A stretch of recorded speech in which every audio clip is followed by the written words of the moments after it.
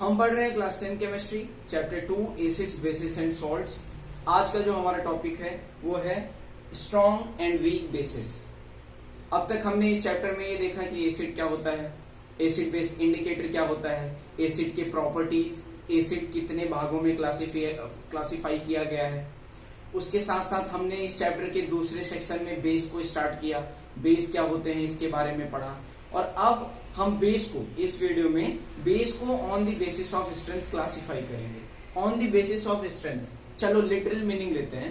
जैसे आपको अगर ये कहना हो on the basis of strength, दो बच्चे खड़े हो, एक बड़ा पतला सा हो ऐसा और एक बड़ा मोटा सा हो और उसके साथ साथ थोड़ा सा वाई शेप वगैरह भी हो, उसके मजबूत हो, तो आप किसको ज्यादा ताकतवर बोलेंगे, किसको स्ट्रांग बोलेंगे, किसको वीक बोलेंगे? ऑब्वियसली आप इसको स्ट्रांग बोलेंगे और इसको वीक बोलेंगे।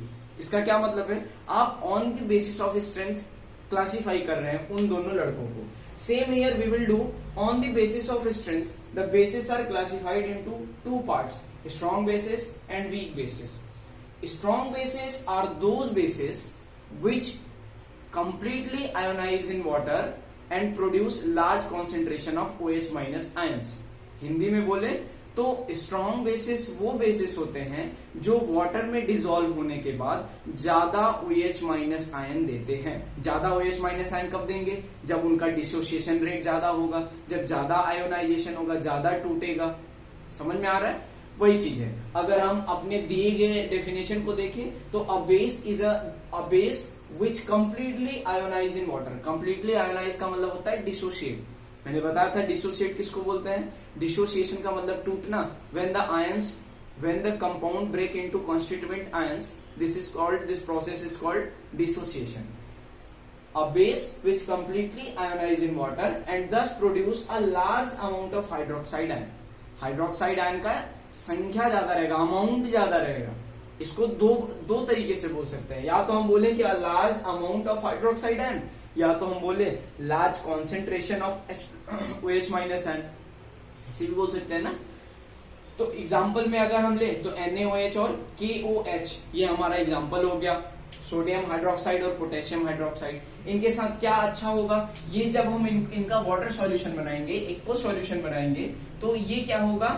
ज्यादा OH माइनस आयन, ये इनका कॉन्सेंट्रेशन, ये जो ब्रैकेट मैंने लगाया है ना, the bracket here signify the concentration term.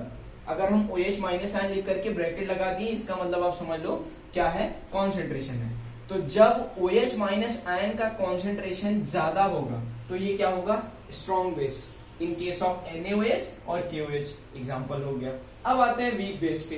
Week base क्या होते हैं? Weak bases are those bases which on dissolving in water does not ionize completely and produce less amount of OH minus ion। Hindi में बोले तो ये बोल सकते हैं कि वीक बेस उन बेसिस को बोलते हैं जो वाटर में डिसॉल्व होने के बाद पार्शियली आयोनाइज होते हैं, पार्शियली डिसोशिएट होते हैं, पूरी तरीके से डिसोशिएट नहीं होते हैं। और ऑब्वियस सी बात है, अगर पूरा डिसोशिएट नहीं हो रहे हैं तो कम OH माइनस आयन देंगे। If the concentration of OH minus ion is less than the base is no doubted with strong weak base.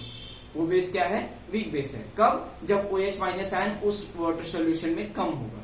तो ये हमारा अच्छा। उसके साथ साथ कुछ एग्जाम्पल्स भी हो गए। CaOH twice, MgOH twice, NH4OH, ये एग्जाम्पल है किसके? वीक बेसिस के। एक बात मैंने यहाँ पे, अच्छा अगर हम देखें इसको अपने व्हाइट बोर्ड के डेफिनेशन को, तो ये देखें a base which completely ionize in water and thus produce large amount of hydroxide ion. मैंने बता दिया, एक्सप्लेन करने की कोई जरूरत नहीं है। अगर एक चीज मैंने यहाँ पे लिखा है एल्कली, भाई आप इससे कंफ्यूज मत होना कि भैया बेस क्यों लिख दिए, एल्कली उनको लिखना चाहिए था, क्योंकि भैया बताए हैं कि alkalis are soluble in water. तो आप एकदम सही हैं, जनरली हम उनको बेस कहते हैं, इसीलिए मैंने एक टर्म भी बताया था ना। आप एकदम सही हैं। सभी बेस, इसके पहले मैंने बताया था कि all the bases are not dissolvable in water, only some of the bases are dissolvable in water and those bases are called as alkali. तो इसके संदर्भ में मैंने एक आपको वो बताया था, पॉइंट सेंटेंस बताया था। क्या बताया था? कि all the alkalis are bases but not all the bases are alkalis.